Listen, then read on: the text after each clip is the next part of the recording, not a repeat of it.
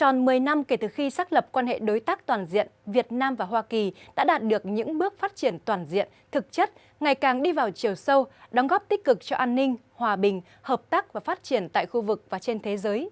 Để tìm hiểu về điều này, mời quý vị cùng đến với những chia sẻ của ngài Mark Napper, đại sứ Hoa Kỳ tại Việt Nam ngay sau đây. Thank you so much, Ambassador, His Excellency Mark Napper, for joining interview with VTC10. Recently, 52 leading enterprises from US came to Vietnam to seek investment opportunities, has shown a positive signal and a special interest of US business to the Vietnamese economy. So could you share your opinion on this issue? And from your perspective, what potential does Vietnam have to compete in the region? Vietnam is already a really critical node in the global semiconductor supply chain.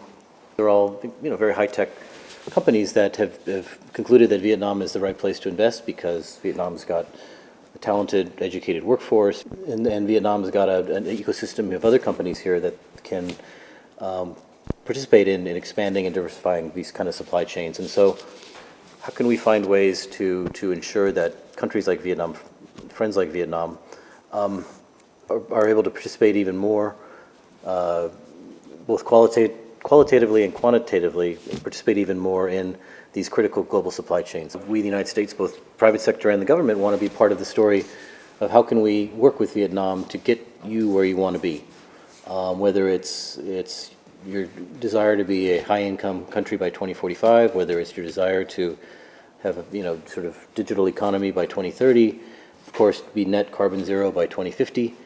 These are all incredibly ambitious goals, but ones that are also within reach. And I think Vietnam, if any country can do it, Vietnam can do it. Currently, Vietnam is still an agriculture country. Meanwhile, in fact, US has already applied many advanced machinery technologies to your agriculture industry. So what can US cooperate and support Vietnam in this field?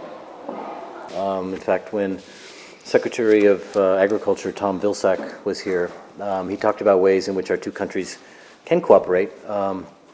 For example, in increasing efficiency in Vietnamese farms, at the same time doing it in a way that's more sustainable.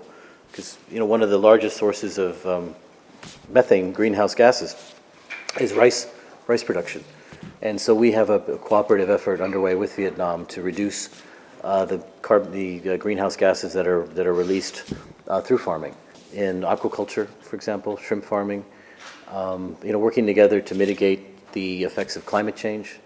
I mean, as we've seen in the Mekong Delta, the increased salination of the Mekong and the Mekong Delta from water coming in from the ocean is a challenge for farmers, aqua farmers.